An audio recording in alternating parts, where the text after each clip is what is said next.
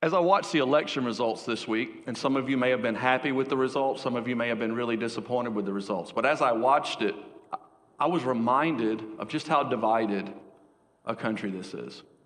And I'm not sure if reminded is the right word, because it's probably worse than I thought it was. And one of the reasons, with all that's going on and with thinking through it, I've really become convinced that a lot of it's by design. I think from the national level all the way down to the local level, there are those who need to keep this division in place because that's how they make their living. And I'm reminded of the Pharisees who, whether you really kind of realize it or not, that's exactly what they did in Jesus' day.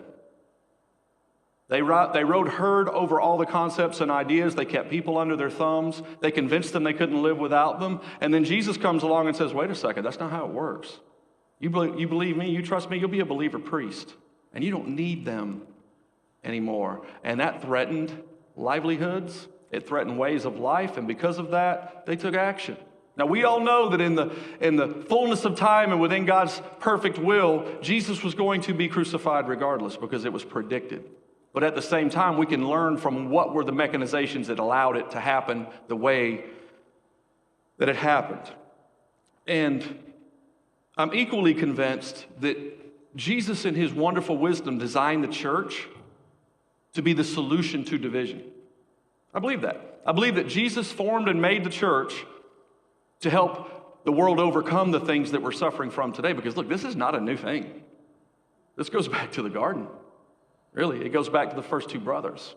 And it's carried on since then. And I hope you'll pray with me and understand my heart when I say, it can't be like that here. It can't. This has to be a beacon of unity. So what I'm saying is this. Why don't we seek a heart like God's? Do you know that God's heart breaks for the people of our world?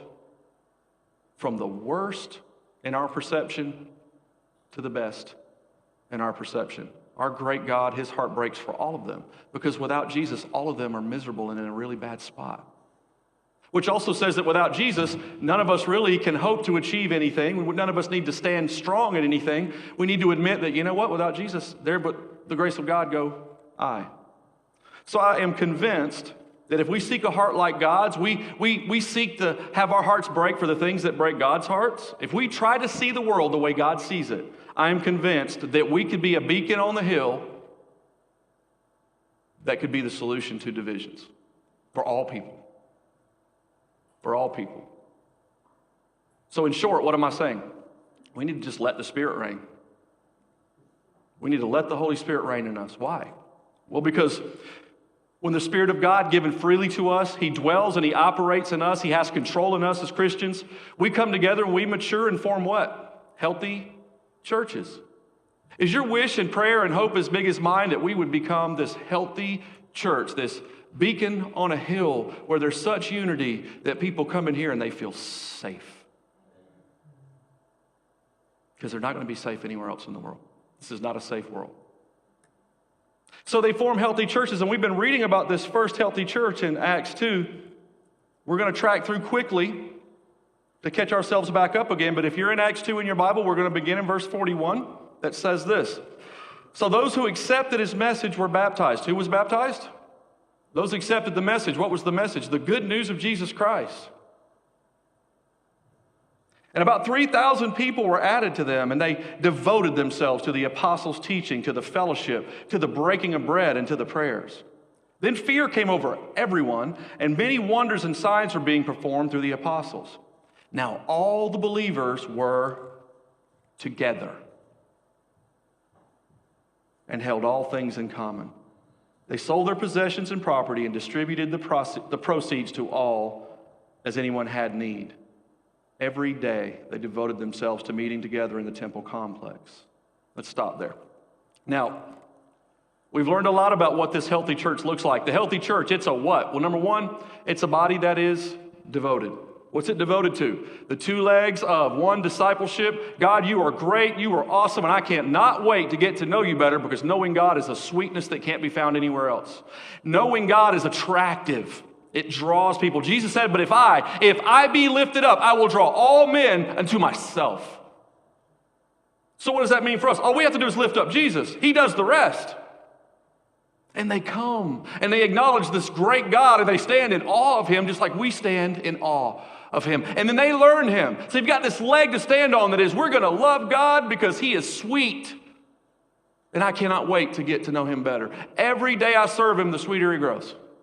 And then the other leg we have is our fellowship. We are unified. We are together. Our fellowship is wrapped up in sharing meals together, being together, praying together. It's a body that's devoted, but that devotion will lead to a sense of awe.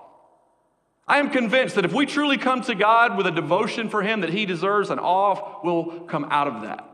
It's a byproduct. If you're truly devoted to God, you're going to realize how awesome he is. It's a body that's in awe of God. But it doesn't stop there.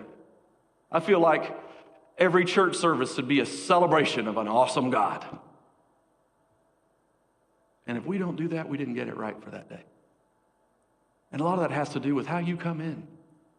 If you come in the church every week and you expect the worship team to put you in a position of worship, to provide for you a platform for worship, it's too late.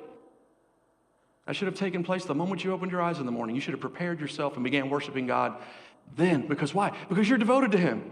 You stand in awe of him, and that all leads to celebration, not the other way around. Now, sometimes, granted, we can walk into an environment and the Spirit can fall and things can be amazing no matter what state we're in coming in. That's not what I'm saying.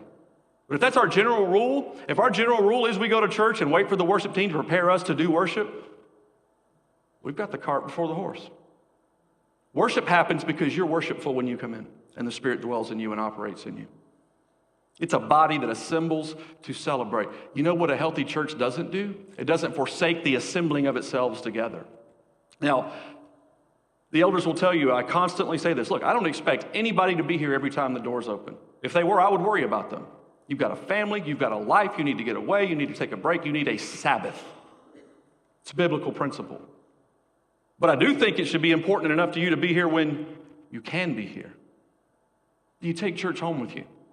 Is this fellowship something that's on your mind when you lay down? Is it on your mind when you wake up? Is Jesus always on your mind?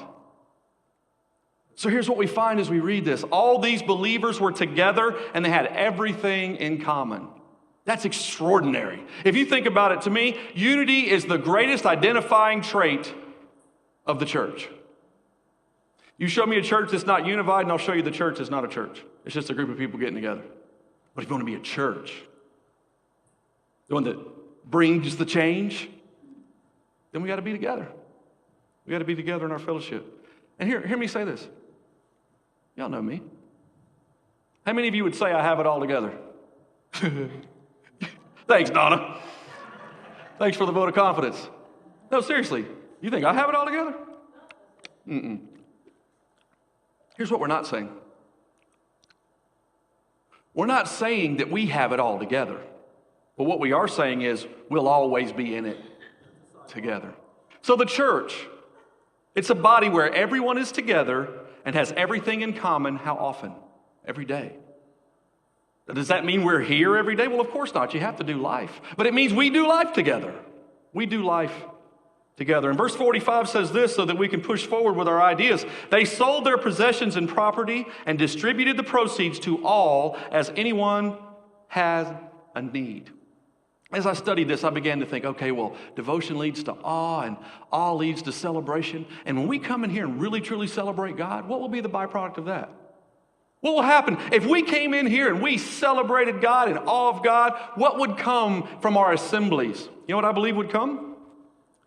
I believe we would recognize things that we might have missed otherwise. I believe celebration leads to a recognition. And you may think, oh, he's really losing me a little bit. Let me define what I mean. Your point for today, obviously, is that this is a body that's selfless in service. But how does that happen? How do we become a selfless and serving church? Well, number one, we got to be sensitive. They were sensitive. What do I mean? I don't mean, hear my feelings. That's not what I mean. What I mean is, in their assemblies, and as they went through their life, when they were together, you know what they did? They paid attention to each other. And they paid attention to their world. They were sensitive to the things that were going on in their world. They sensed things. They cared enough to pay attention. They had a sensitivity to what they saw. Does this make sense? They were a sensitive group, sensorily speaking. They recognized and identified needs. How many times have we talked about that? Find a need, meet a need. Let Jesus sort it out. It's that simple. That's the Christian life in a nutshell. Love Jesus, find a need, meet a need. It's not rocket science, right? Now, where did this church learn this example of being sensitive to what they saw and identifying needs and meeting needs? Where did they learn this? Their leaders learned it from Jesus Christ directly. Let me remind you of a text that we've looked at before. Because Jesus was traveling around preaching the good news of the kingdom and the things that were coming. And Matthew records this statement. When Jesus saw the crowds, when he saw the assemblies together celebrating him, right? He felt compassion for them because they were weary and worn out, like sheep without a shepherd. He was sensitive to the world around him, and he saw it for what it was. So what did he see in people? He saw that they were weary and worn out. This divided world that we live in, biblically speaking, as we talk about this language, you're going to understand exactly what I mean. This is a weary and worn out world. What does it mean to be weary? It means to be overwhelmed, exhausted. I can identify with that. From what? From the constant struggles of life. Have you ever been doing life and life came down on you so heavy that it was just overwhelming and you just got exhausted and you just want to throw your hands up and say, okay, that's it. I can't do it anymore. Stop the world. I want off. Well, they were weary and they were also worn out. What does that mean? It means hopeless. It means helpless. It means laid low. It's like the world took these people and placed them on the bottom shelf. What's the problem with the bottom shelf? You don't see what's down there. That's where the dust can gather. In our language, my mother had a saying that she inherited from the sharecroppers in her history. If you saw a child that wasn't well taken care of by their parents and you could tell they didn't have everything that they needed, she'd say, well, there's a thrown away young'un. You heard the expression? That's a thrown away young'un. These people were thrown away young'uns. They were weary and they were worn out based on how the world saw or didn't see them, how the world felt or didn't feel about them, and in turn, how they saw and felt about themselves and others. Listen, like it or not, how we are seen by others affects the way we see ourselves. Any of your kids ever been made fun of or ridiculed? Have you ever been made fun of or ridiculed? Don't know the story. I mean, to most people from the outside looking in, we were just poor white trash. But I didn't know it. I had no idea. I was swinging the trees in the breeze and had the best time of my life listening to Elvis Presley and whatever else. I didn't know any better. I didn't know I was poor. You know how I found out I was poor? In about the 6th grade, kids started making fun of me for my clothes. So kids, guess what I did? My mother said, well, Stuart, that's all I can afford. I said, Mom, they're making fun of my tough skins. You remember those things? Guys, tough skins. The devil made those jokers. You lay them down, they got them things in the knees, those pads in the knees. You could set those britches down with no starch, they stand straight up by themselves. No matter how many times you wear them or wash them, there's a flat surface. You can put your drink on it. Tough skins is what my mother could afford, and they lasted, and I was hard on my clothes because I played outside. And my mother said, Stuart, that's what I could afford. She goes, but I tell you what, you can find the money. I'll give you what I've got, and you can do whatever you want. So I got a job. There's a novel idea. I was 11 years old. I decided, okay, about the only thing I could do at this point is a paper route, but you have to be 13 to have a paper route. So I found a 13-year-old friend of mine in the neighboring apartment complex. We worked out a deal. I gave him a percentage, and I did the route and kept the money. Because why? I didn't want to be made fun of. I was weary, and I was worn out by that. It changed my perception of life forever. Forever. That changed the way I saw the world and saw myself. It affects us. It affects your children. It affects everybody. This place has to be above and beyond that. These people were exhausted. They were thrown away, and no one saw their real state. They did not matter. Nobody felt anything for them. Can I get a witness? Have you ever felt like that? Most of you have solid nuclear families around you, unlike I did. You probably don't run into that maybe. Maybe you've got people that tell you you're a special little snowflake. Not everybody does. The world will chew you up and spit you out. What's the solution to that? Jesus saw these people, and he felt for them. The world didn't see him and felt nothing. Jesus saw them and felt differently for them. It says he had what? Jesus saw them and he had compassion for them. You know what compassion means? At the core of Jesus, where he really existed, the Jesus that God saw when no one else is around, that part of him, that soul of him, that core of him was affected by these people when he saw them because they were weary, they were worn out, they were thrown away young'uns. And he had compassion for them. Sometimes we need compassion, and sometimes we need to provide compassion for others, because when we don't get it and we don't provide it, it affects the way we see ourselves, the way the world sees us, and the way we see others. Is this making sense? This is review. And he saw them, he says, you know what, like they're like sheep without a shepherd. What happens with sheep with no shepherd? Guess what? There's some dumb critters in the world. I got a bulldog that's among them. But I'll tell you a really dumb critter, sheep. What happens to shepherdless sheep? They're not going to make it. They're not going to make it, right? How did Jesus know that these people had no shepherd? Seriously, how did Jesus look at this crowd, this group of assembly, this assembling, celebrating group that was there in awe of him? How did he look at them and know they had no shepherd? Well, it's kind of a duh. You're going to be angry with me when I tell you, but it's because they weren't following him. They hadn't been following him. He's the good shepherd.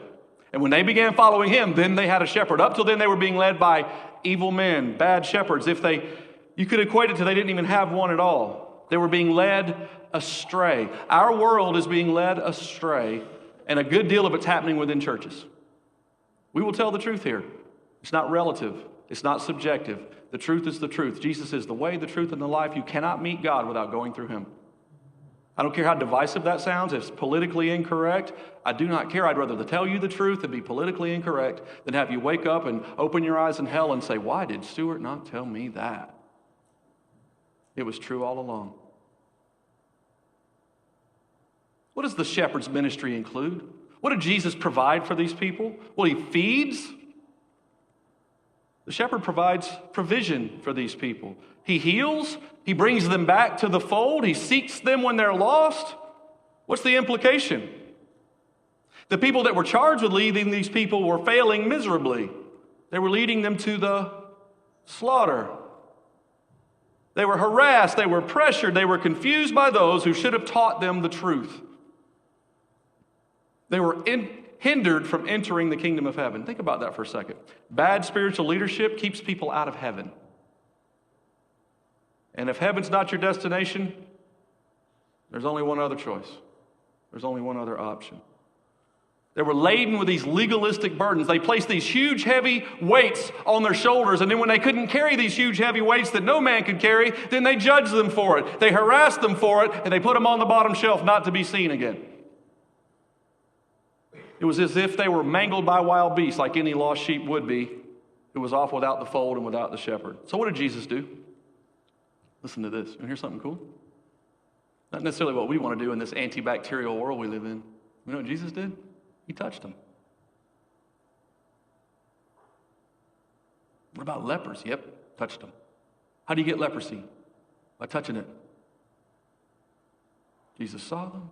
He felt compassion for them. He was moved, and he took action. He touched these people. It didn't matter their condition. The diseased were healed. The hungry were fed. The lost were found. The sinners were forgiven. The shepherdless were shepherded. Then he said to his disciples in verse 37 of Matthew 9, the harvest is abundant, but the workers are few. So, therefore, pray to the Lord of the harvest to send out workers into the harvest. On your prayer list, write this down. Is our harvest abundant? The fields are white to harvest. They are. What should we be praying? God, send people along to help us do this. There's a lot of work to do. There's not very many workers. More hands make light loads. Help us, God. Send provisions to us in human resources. That sounds totally CEO professional. That's pretty cool, right? I'm posing. I don't have none of that in me. This church that we're talking about, this healthy church, you know what they saw themselves as? They saw themselves as having been sent out by Jesus Christ himself to go be him, to work in this harvest of souls. Is that how we see ourselves? They were sensitive. You know what else they were? They were selfless. One of the biggest problems with the divisions in our world is that every person is the center of their own universe. And anytime a group of people like this get together, you have universes colliding. Oh, wait a minute, don't you know me? I'm a special little snowflake. You can't treat me like that. That's not fair, right? Watch a bunch of children on the playground. It's a collision of universes, right? These people were selfless. You know what the center, they had a theocentric universe. What does that mean? It was God-centered. It says something crazy. It says they sold their possessions and their property. Well, why not? You can't take it with you. But let me say this. No offense to our friends from the 60s, but this isn't communism. Don't read that into this, right? This isn't communism. This is Christianity. This is Christianity.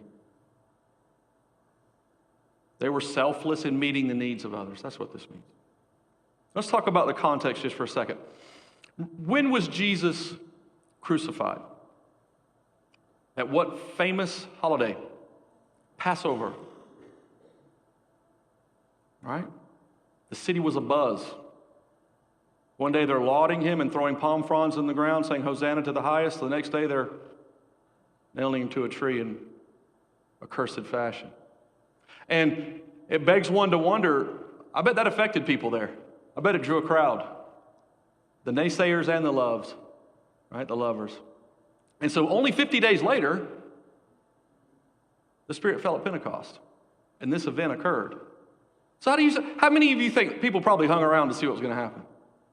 Look, man, I've already traveled this far. I can't get over this. They're saying this guy was dead, but he's gone. They can't find the body. This is crazy. There's this movement. What's going on? I can't get my mind around it. These people are always at the temple. They're always talking. I need to hang around and see what this gig is about.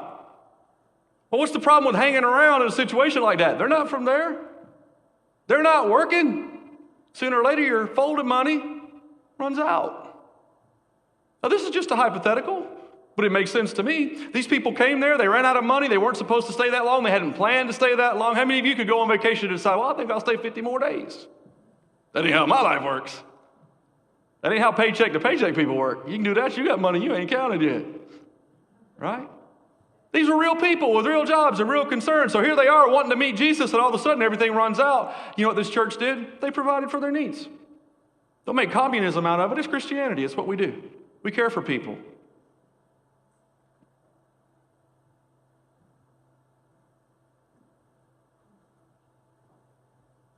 They were sensitive, they were selfless, and lastly, they were servants. The fields are white unto harvest. There is abundancy of fruit in the field. The problem that we have is we don't have enough hands. What we need is more servants. Jesus said that before he died, and these people took it to heart. They served. We're a serving church. All we need is more servants to serve alongside of us. You talk about knocking division out of the park. That's what'll do it. It's hard to be angry with somebody and think you're better than somebody if you both have a shovel in your hand in a hole. You too proud to dig? Sweep a floor, cut a pizza, wipe a snotty nose, whatever. When a need arose, you know what these believers did? They sold some stuff. They sold some stuff to meet the need because they weren't wealthy either. They didn't have a purse full of folding money. They're real people like you and me. But the needs of the people that were there to meet Jesus and to know Jesus were more important than their own selfishness. So they put others first. They served them. How did they know to do that? Well, they've seen it in Jesus. He modeled it for them. You know what else I believe? I believe they knew stories like the story of Ruth. Y'all know the story of Ruth? Girls, if you like a romantic story, I believe the story of Ruth is the greatest love story ever recorded. It's a beautiful love story, and it teaches Jesus pretty much better than any other Old Testament story in a lot of ways. So here's Ruth. But to meet Ruth, we have to go back a little bit. There's a woman named Naomi, and she's got a husband named Elimelech. And they live in a city called Bethlehem. Sound familiar? We'll be talking about that in a few weeks. Well, there's a problem. Famine came. And if you know anything about the Middle East, famine's a big deal. Everything's tenuous. If the rain changes the slightest little bit, the whole harvest is gone, and you're in trouble. Well, famine came. So Elimelech took the easy way out. He left Bethlehem and he went to a place called Moab. Moab was the product of an incestuous relationship with one of Lot's daughters with her own father. That's the roots of these folks. But they would rather go there for the provision than to hang back and trust God to provide.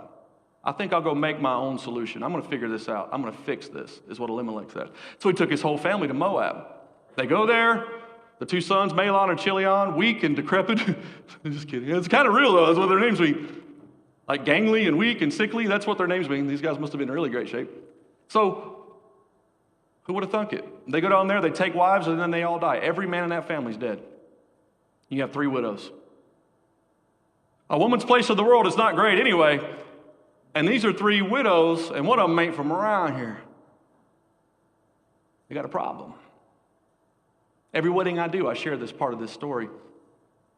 Naomi had changed her name to Mara because she felt sour, she felt bitter, she felt like life had done her wrong, like she had been accursed to God. She felt like my husband made a huge mistake and I'm being cursed for it, and there's nothing I can do to get out of that.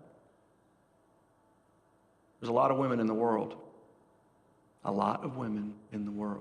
in the churches, who are struggling and under the curse because their husbands are knuckleheads.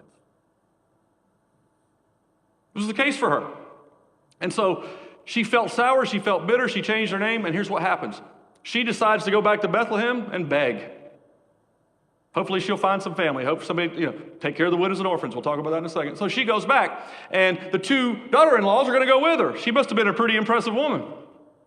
But she looks at the 2 girls. We don't know why was it Orpah? Was that her name? One of them, after she talks to her and says, look, I'm an old lady. I can't have any more sons. And even if I could, by the time I had them, they wouldn't be any good to you. Who's going to care for you? You need to stay here with your people. Go with me ain't good. I'm sour. I'm bitter. I ain't right. And Ruth says, you know what? I don't care what she does, but here's what I'm going to do. Where you go, I'm going to go. Where you stay, I will stay. Your people are going to be my people. Your God is going to be my God. May God curse me, be it ever so severely upon me if I do not do everything I'm saying I'm going to do today. Mara, Naomi, whatever your name is, you've got a friend in me and I love you and I'm going with you. Let's fast forward. So they get back to Bethlehem. And for all intents and purposes, they're begging. Read this verse. Listen to this verse. Handfuls on purpose. You haven't got that volume in your library, you need it. When she, Ruth, got up to gather grain, Boaz, the kinsman redeemer, the love interest in the story, ordered his young men, let her even gather grain among the bundles. And don't humiliate her. Pull out some stalks from the bundles and leave them on the ground for her to gather. Don't rebuke her. Now we know that she was a beautiful woman and there was love there and the story works out so beautifully and it's just awesome. I'm going to invite you to go read the rest of the story on your own. But do you know, are you aware that this wasn't done by Boaz just because Ruth was beautiful? This was something that they did. This was something that they did. It was a command from God. Listen to Leviticus 19, 9 and 10. When you reap the harvest of your land, you are not to reap the very edge of your field or gather the gleanings of your harvest. You must not strip your vineyard bare or gather its fallen grapes. Leave them for the poor and the foreign resident. I am Yahweh your God. Deuteronomy 2, 19 to 22. When you reap the harvest in your field and you forget a sheaf in the field, don't go back and get it. It is to be left for the foreigner, for the fatherless, for the widow, for the orphan, so that the Lord your God may bless you in all the work of your hands. When you knock down the fruit from your olive tree, you must not go over the branches again. What remains will be for the foreigner, the fatherless, and the widow. When you gather the grapes from your vineyard, you must not glean what is left. What remains will be for the foreigner, the fatherless, the widow, the orphan, the needy, the broken down, the bottom shelved, the weary and the worn out. And then he says this, remember, you were a slave in Egypt. Anytime you start feeling selfish, folks, remember that you were a slave in Egypt and that I'm commanding you to do this. Let's connect the dots. If you know Jesus today, there was a point in your life where you were a slave in Egypt. You were lost, hopeless, weary, and worn out. And someone had to see you. Someone had to take compassion on you. Someone had to speak to you and care for you. Someone had to leave bundles on purpose for you. And you were freed. You were delivered. You were redeemed. You passed through the waters alive. You became a child of God. This is the same principle. It's the same principle for us, but these people weren't farmers. They were city dwellers. So they didn't have a field to go to. They didn't have a gleaning to go to. What did they have? They just had some property they could sell off. How does it work for us? Well, we give to our church. We support our church in our tithes and our offerings. And what happens with that? That's the corners. That's the gleanings. That's the way that God can remind us, number one, we were slaves in Egypt, and number two, we can care for the widow, the orphan, the fatherless, the needy, the weary, the worn out. That's how we have compassion on people. Right? There's a gentleman named L.P. Jacks.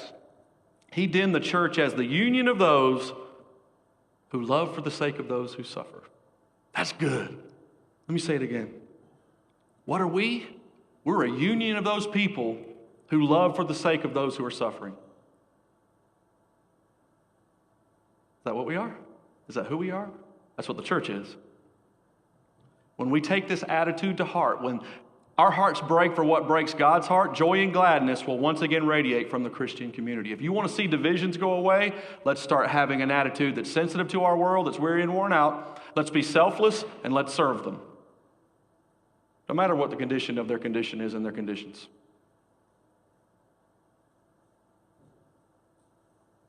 Joy and gladness will once again radiate from our community through the actions that will follow. It's contagious. Do you know that the actions of Christians can affect others that don't even know Jesus to do right by other people? Let's leave some handfuls on purpose on the ground. What do you say? For the weary and the worn out. We need each other. We need unity. We need love. We need hope. We need to stand in awe of God because of our devotion to Him. Because that will lead to a celebration. And as we celebrate Him, there'll be these assemblies that pour out of that. We'll want to be together. We don't have it together, but we'll be together all the time in our hearts and in reality where possible. And then what? It'll lead to a recognition, a sensitivity. We'll see the world around us for what it really is, and we'll see the broken and the hurt and the weary and the worn out. Those who are on the bottom shelf. It may even be you. Let's leave some handfuls on purpose for people within the church and the people without the church.